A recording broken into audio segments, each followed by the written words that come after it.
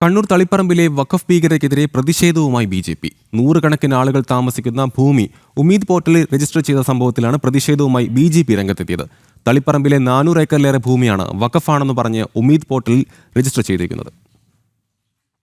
തളിപ്പറമ്പിൽ ആളുകളുടെ വീടും സ്വത്തും കയ്യേറാനുള്ള വഖഫ് ബോർഡിന്റെ നീക്കത്തിനെതിരെയാണ് പ്രതിഷേധവുമായി ബി.ജെ.പി. രംഗത്തെത്തിയത്. തളിപ്പറമ്പ് നഗരസഭ സ്ഥിതി ചെയ്യുന്ന ഭൂമി ഉൾപ്പെടെ വഖഫ് ഭൂമിയാണെന്ന് പറഞ്ഞാണ് ഉമീദ് പോർട്ടലിൽ രജിസ്റ്റർ ചെയ്തിരുന്നത്.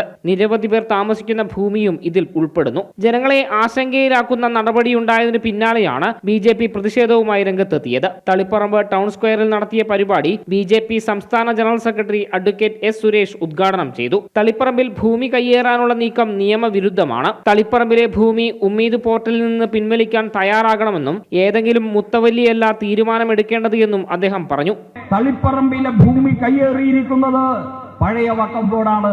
അതോടൊപ്പം തന്നെ മുനമ്പം ഭൂമി കയ്യേറി ഉമ്മീദ് പോർട്ടലിൽ ചേർത്തിരിക്കുന്നത് പഴയ വഖഫ് ബോർഡാണ്. അതുകൊണ്ട് വി.ഡി. സതീശനോട് ഞങ്ങൾക്ക് പറയാനുള്ളത്, കേരളത്തിലെ മുഖ്യമന്ത്രി വി.ഡി. സതീശനോട് പറയാനുള്ളത്, ഇവിടെ എ റഹീമും കെ.എസ്. ഹംസയും നേതൃത്വം നൽകുന്ന മുസ്ലിം ലീഗിന്റെ ആൾക്കാർ ഉൾപ്പെടെയുള്ളവർ നേതൃത്വം നൽകുന്ന ഈ കേരളത്തിലെ വഖഫ് കൗൺസിൽ പിരിച്ചുവിടണം.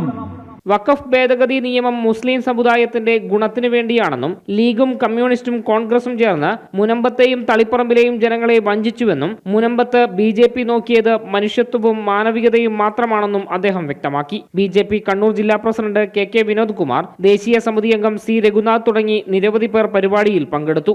ജനം, കണ്ണൂർ.